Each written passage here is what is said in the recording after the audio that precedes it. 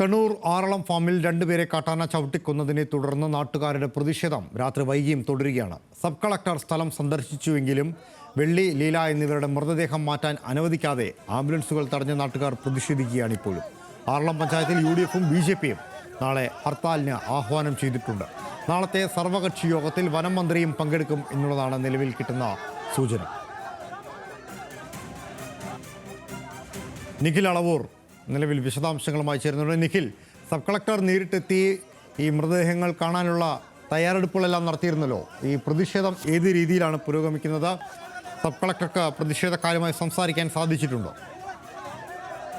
Krishna, sub collector ഇവിടേക്ക് എത്തി പ്രതിഷേധക്കാർ ആദ്യഘട്ടത്തിൽ അദ്ദേഹത്തെ തടഞ്ഞു. കൃത്യമായി കാര്യങ്ങൾ സംസാരിച്ച് ഉറപ്പിച്ചതിന് ശേഷം പോയാൽ മതി എന്നൊരു നിലപാടെടുക്കുകയായിരുന്നു. പിന്നീട് ഈ സബ് കളക്ടർ രണ്ട് മൃതദേഹങ്ങളും കാണണം എന്ന ഒരു നിബന്ധന ഈ പ്രതിഷേധക്കാർ മുന്നോട്ട് വെച്ചു. ആ കളക്ടർ അത് പ്രകാരം പോവുകയും ഒരു ആംബുലൻസിൽ ഉണ്ടായിരുന്ന മൃതദേഹം കണ്ട് തിരിച്ചു വരികയും ചെയ്തു. ഇതോടെ പ്രതിഷേധം കൂടുതൽ ശക്തമായി. രണ്ട് മൃതദേഹങ്ങളും കാണണം എന്നൊരു നിലപാടെടുത്തു. പക്ഷെ അതിനിടയിൽ പോലീസ് സബ് കളക്ടറെ അദ്ദേഹത്തെ വാഹനത്തിൽ കയറ്റി പൊടുന്നനെ ഇവിടെ നിന്ന് മാറ്റുന്ന ഒരു സമീപനമാണ് പോലീസിന്റെ ഭാഗത്ത് നിന്നുണ്ടായത്. ഇതോടുകൂടി വീണ്ടും പ്രതിഷേധം പോലീസിന് നേരെ തിരിയുന്ന ഒരു സാഹചര്യം ഉണ്ടായി. ഇതിനിടയിൽ തന്നെ സണ്ണി ജോസഫ് MLA-യും ഇവിടെ നിന്ന് മാറി.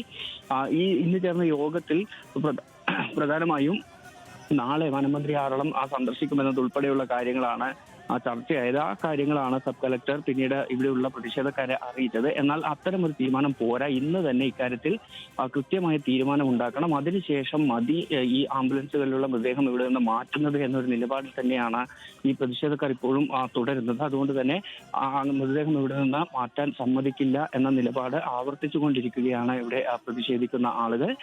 ഇപ്പോഴും അത് തുടരുകയാണ്. പോലീസ് പല വിധത്തിൽ ഇവരുമായി സംസാരിക്കുകയും അവരെ അനുനയിപ്പിക്കാൻ ശ്രമിക്കുകയും ചെയ്യുന്നുണ്ട്. എന്നാൽ അതിനൊന്നും വഴങ്ങാതെ ഈ കാര്യത്തിൽ കൃത്യമായ തീരുമാനം തങ്ങളുടെ ആവശ്യങ്ങൾ അംഗീകരിച്ചതിന് ശേഷം മാത്രം മൃതദേഹം ഇവിടെ നിന്ന് മാറ്റിയാൽ മതി എന്നൊരു നിലപാടിൽ തന്നെയാണ് ഇപ്പോഴും പ്രതിഷേധക്കാരുള്ളത്. പോലീസ് ഇപ്പോഴും ഇവരുമായി പല രീതിയിലുള്ള അനുനയ ചർച്ചകൾ നടത്തിക്കൊണ്ടിരിക്കുകയാണ്. എന്നാൽ ഈ സബ് കളക്ടറെയും MLA-യും ഇവിടെ നിന്ന് പോയത് മുതൽ വീണ്ടും പ്രതിഷേധം ശക്തമാകുന്ന ഒരു സാഹചര്യമാണ് ഉണ്ടായത്. ഇപ്പോഴും ഈ ആളുകളുമായി പോലീസ് സംസാരിച്ചുകൊണ്ടിരിക്കുകയാണ്.